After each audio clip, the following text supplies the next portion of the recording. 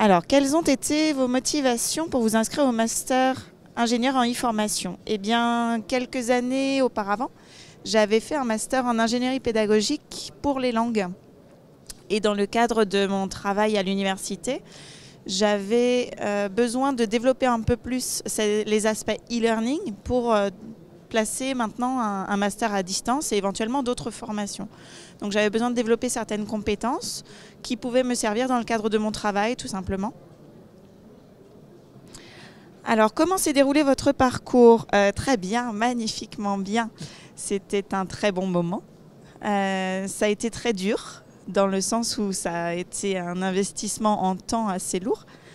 Mais ça a été un moment très très riche en échanges, parce qu'on est vraiment une promotion qui rassemble divers publics, divers profils, divers champs de métiers, et c'était très riche par rapport à ça. Donc il y avait énormément d'entraide dans la promo, ce qui a fait de ce moment un moment à la fois très très formateur et un grand moment de découverte d'autres aspects du e-learning.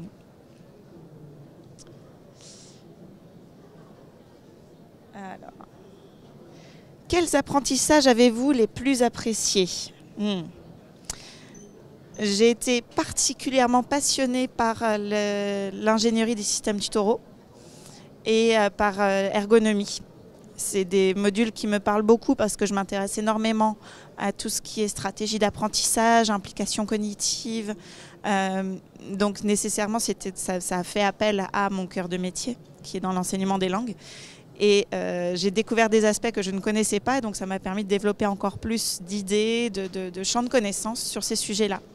D'un autre côté, j'ai vraiment aussi beaucoup apprécié l'ingénierie pédagogique parce que ça m'a remise dans le bain, chose que je n'avais pas faite depuis mes études initiales, et avec un autre angle d'attaque qui n'était plus universitaire, qui n'était plus uniquement sur les langues, mais qui était vraiment très professionnel.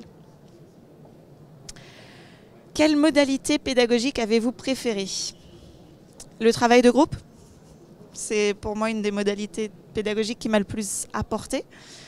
La classe virtuelle, il y avait des classes virtuelles qui étaient particulièrement intéressantes, oui, mais les travaux de groupe, ça a vraiment été l'occasion de se mettre en œuvre en équipe pour le développement de compétences, pour l'aboutissement d'un projet. Et je pense que c'est ce qui a le plus apporté à tout le monde parce qu'on a appris à s'appuyer les uns sur les autres pour réussir quelque chose.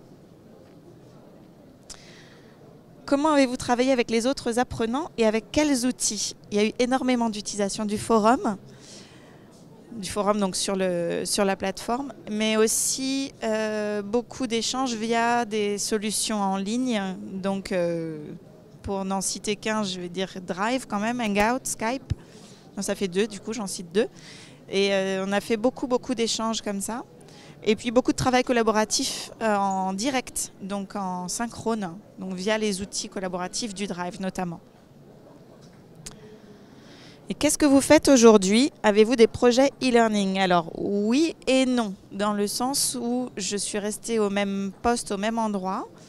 Donc je suis dans une université, les dispositifs e-learning sont très compliqués à mettre en place.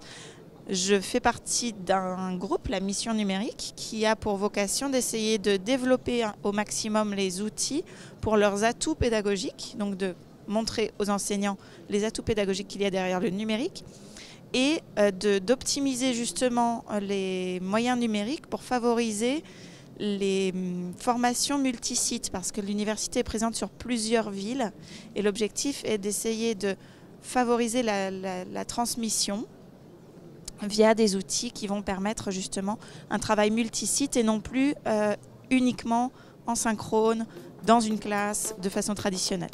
Donc c'est pas vraiment un projet e-learning, il y a quand même ça un petit peu comme idée. Voilà.